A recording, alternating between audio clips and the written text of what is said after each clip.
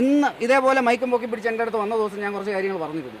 ഈ ആന്റോ ആന്റണിയും അദ്ദേഹത്തിന്റെ 3 സഹോദരൻ ഞാൻ പറയട്ടെ ഇല്ല നിങ്ങൾ കൊടുത്തില്ല ഞാൻ പറയുന്നവരെ നിങ്ങൾ മിണ്ടായിരിക്കും. ആന്റോ ആന്റണിയും ആന്റോ ആന്റണിയുടെ 3 സഹോദരന്മാരും 4 സഹകരണ ബാങ്കുകൾ കൊള്ളയടിച്ചതിന്റെ രേഖകൾ എൻ്റെ കയ്യിലുണ്ട്. അന്ന് ഞാൻ ചോദിച്ചു, നിങ്ങൾ ഇതുപോലെ മൈക്കും പൊക്കി പിടിച്ചോണ്ട് പോയോ? അപ്പൊ പോയി. പറഞ്ഞു കഴിയട്ടെ ആ മൈക്കും പിടിച്ചുകൊണ്ട് പോയി. അപ്പം നിങ്ങൾ പറഞ്ഞു അദ്ദേഹത്തിൻ്റെ കയ്യിൽ കേസില്ല. പക്ഷേ അദ്ദേഹത്തിൻ്റെ അനിയനും ചേട്ടനും പങ്കായ ബാങ്കിൽ FIR ഉൾപ്പെടെ ഇവിടെ കേരളത്തിലെ ക്രിമിനൽ കേരളത്തിലെ ആൻറ്റി കറപ്ഷൻ ബ്യൂറോ കേസെടുത്ത് കോടതിയിൽ റൺ ചെയ്തുകൊണ്ടിരിക്കുന്നതിൻ്റെ രേഖകൾ എൻ്റെ കയ്യിലുണ്ട്. അതായത് അദ്ദേഹം പറഞ്ഞ കള്ളമാണ്. അദ്ദേഹത്തിൻ്റെ അനിയനും അദ്ദേഹത്തിനെതിരെ അല്ലല്ലോ ഞാൻ പറഞ്ഞ, അദ്ദേഹം അതിൻ്റെ കുടുംബവും അല്ലേ. ഇപ്പൊ എനിക്കെതിരെ ക്ലിയർ ആക്കിയാൽ മതി. അങ്ങയുടെ തെരഞ്ഞെടുപ്പ് പ്രവർത്തനം മുന്നോട്ട് പോട്ടെ. നമ്മൾ ചോദിക്കുന്നത് ഈ ആൻഡ്രോസ് ആന്റണി അങ്ങയും ചേർത്ത് നിർത്തി എന്തിനാണ് നന്ദകുമാർ ഇപ്പോൾ ഒരു ചിത്രം പുറത്തോട്ട് ആരോട് ഉന്നയിക്കുന്നത്? അത് അദ്ദേഹത്തിനോട് ചോദിക്കണം. ഈ 2 ദിവസം മുമ്പ് 15 ദിവസം മുമ്പ് 15 വർഷം മുമ്പ് നടന്നു എന്ന് പറഞ്ഞൊരു സംഭവം നിങ്ങൾ 15 ദിവസം മുമ്പ് എൻ്റെ തെരഞ്ഞെടുപ്പ് കുളമാക്കാൻ വേണ്ടി നിങ്ങൾ കൊണ്ടുവന്നു. നിങ്ങൾ തന്നെയാണ് ബ്രേക്കിംഗ് ന്യൂസ് എടുത്തത്. വിഷുവിൻ്റെ അന്ന് അയാൾ തെളിവ് പുറത്ത് വിടും. വിഷു കഴിഞ്ഞു. ഇത് തെരഞ്ഞെടുപ്പിന് 2 ദിവസം മുമ്പാണ്. 2 ദിവസം മുമ്പ് എൻ്റെ ഇലക്ഷൻ ഡീറെയിൽ ചെയ്യാൻ നിങ്ങൾ പിന്നെയും ഇത് ശ്രമിക്കുകയാണ്. ഞാൻ പറഞ്ഞല്ലോ, ഇതേ നന്ദകുമാറിനെതിരെ 9 ദിവസം മുമ്പ് ഇദ്ദേഹം 2016 എനിക്കെതിരെ ഇല്ലാത്തൊരു കേസ്, വലിയ പ്രമുഖമായ ഒരു കേസിൽ എൻ്റെ പേര് എഴുതണമെന്നും പറഞ്ഞ് ഒരു വ്യക്തിയുടെ അടുത്ത് പോയി. ആ വ്യക്തിയും അതിന് വിറ്റ്നസ് ഉണ്ട്. അത് വളരെ വ്യക്തമായി പറഞ്ഞു. നിങ്ങളാരും അത് കവർ ചെയ്യാത്ത എന്താണ്?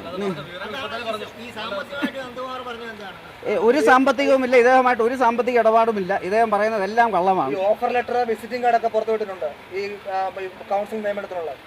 എനിക്കതിനെക്കുറിച്ചൊന്നും അറിയില്ല. എനിക്കൊരു ഓഫർ ലെറ്ററും ഞാൻ കണ്ടിട്ടില്ല, വിസിറ്റിംഗ് കാർഡും കണ്ടിട്ടില്ല. ഞാൻ വളരെ വ്യക്തമാണ്. ആൻഡ്രോസ് ആന്റണി മോദിജിയുമായി കാണുന്ന ഒരു ചിത്രം പുറത്തുവിട്ടു. അതെങ്ങനെയാണ് ആൻഡ്രോസ് ആന്റണി അങ്ങയുടെ കൂടെ എല്ലായിടത്തും ഉള്ളത്? അതേപോലെ എന്ത് ബന്ധം അങ്ങേക്കുള്ളത്? അദ്ദേഹം കാത്തലിക് കൗൺസിൽ ഓഫ് ഇന്ത്യയുടെ ഒഫീഷ്യൽ വൈസ് പ്രസിഡന്റാണ്. അപ്പോൾ ഞാൻ സഭകളുമായിട്ട് സംസാരിക്കുമ്പോൾ അതേമായിട്ട് സംസാരിക്കാറുണ്ട്. അപ്പോൾ ഈ കൗൺസിൽ നിയമനത്തിൽ ഒരു തരത്തിലും അങ്ങ് ഇടപെട്ടിട്ടില്ല, പൈസ വാങ്ങിച്ചിട്ടില്ല? ഇല്ല. ഇനി കൂടുതൽ തെളിവ് പുറത്തുവിടുന്ന പറഞ്ഞു ഇലക്ഷൻ കഴിയുമ്പോൾ? വരട്ടെ, ഇലക്ഷൻ കഴിയട്ടെ. ഇലക്ഷൻ കഴിഞ്ഞപ്പോൾ ഞാനും പറഞ്ഞല്ലോ, വളരെ വ്യക്തമായി ഇതിൻ്റെ ഒരുപാട് കാര്യങ്ങൾ പറയാനുണ്ട്. ഇലക്ഷൻ ആയതുകൊണ്ട് മാത്രം. ആരായിരിക്കും നന്ദകുമാറിന്റെ പിന്നിൽ? ഇദ്ദേഹം കോൺഗ്രസ് പാർട്ടി, ഇപ്പോൾ PJ കുര്യൻ ഇദ്ദേഹമായിട്ട് വ്യക്തമുണ്ടെന്ന് കുര്യൻ തന്നെ പറഞ്ഞ കാര്യമാണ്. PJ കുര്യൻ ഇദ്ദേഹമായിട്ട് ബന്ധമുണ്ടെന്ന് കുര്യൻ തന്നെ പറഞ്ഞൊരു കാര്യമാണ്. അതുപോലെ തന്നെ ഇന്ന് എനിക്ക് കിട്ടിയ പലരും എന്നെ വിളിച്ച് പറയുന്നുണ്ട് ഇദ്ദേഹത്തെക്കുറിച്ച്. അപ്പം ഈ സംസ്ഥാനത്തെ ഒരു വളരെ താക്കോൽ സ്ഥാനത്തിരിക്കുന്ന ഒരു നേതാവും കേന്ദ്രത്തിലെ ഒരു നേതാവും ഈ നന്ദകുമാറുമായിട്ട് 2 ദിവസമായിട്ട് 3 ദിവസമായിട്ട് റെഗുലർ ടച്ചിലുണ്ട്. ആ ഇൻഫർമേഷൻ നമുക്കുണ്ട്. ഇതെല്ലാം ഒരു വെളിപ്പെടുത്തില്ല. ഞാൻ നിങ്ങളുടെ മാധ്യമ നറേഷനുമായിട്ട് ഞാൻ വരില്ല. നിങ്ങൾ ചെയ്യുന്ന എന്താണെന്ന് എനിക്കറിയാം.